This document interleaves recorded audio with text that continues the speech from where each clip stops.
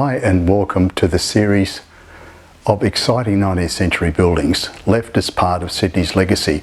I'm Michael Beashall, Australian historical fiction writer, and let's dive straight in to the first of these iconic buildings. We'll pick one that makes the Sydney Harbour such a distinctive international attraction. Our harbour is bounded by the Pacific Ocean and three headlands, one in the centre, which is Middlehead, and two roughly north and south of that. In 1815, Governor Macquarie needed a proper lighthouse in the colony to replace the use of crude cauldron-encased bonfires. Two reasons for this. England was at war with France and USA, and additionally, for the safety of arriving ships coming through the heads, North Head was not considered because of its inaccessibility. South Head was chosen.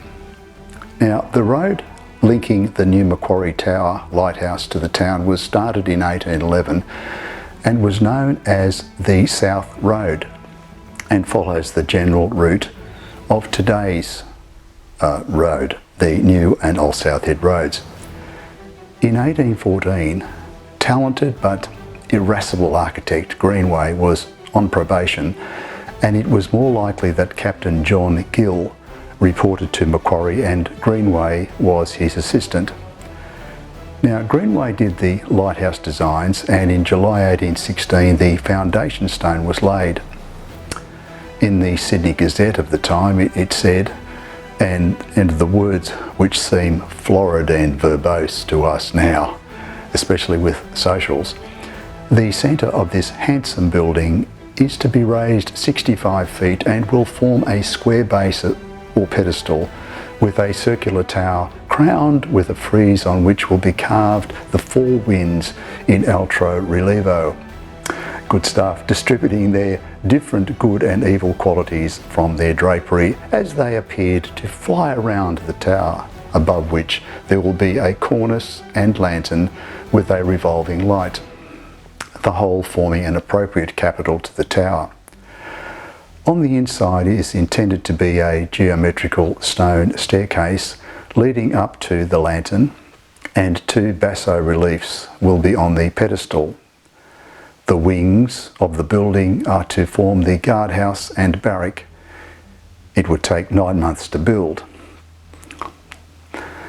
Optimistic stuff. Greenway's optimistic view of the construction period would come back to haunt him. It would take double that time.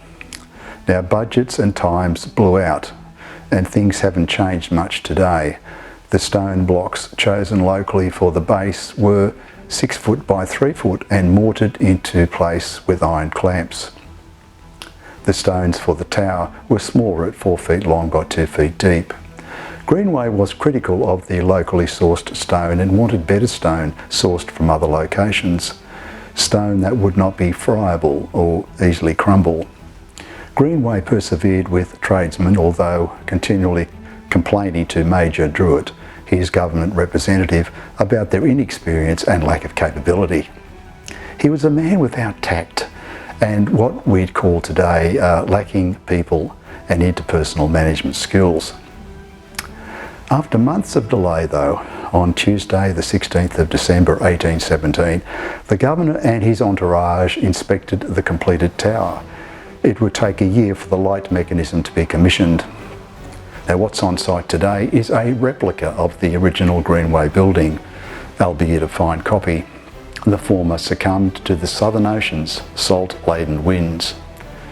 Greenway's boastful comments on minimal cost and time again got him unstuck, as both blew out. He was right about his rock choice, as the sandstone quarried near the site was unsound and it weathered quickly, requiring a replacement building. So, it was a prominent landmark and seen by character John Leary on his days off to Bondi Bay. So this ends our first iconic structure, and let's have a close look at the next. Thanks for watching.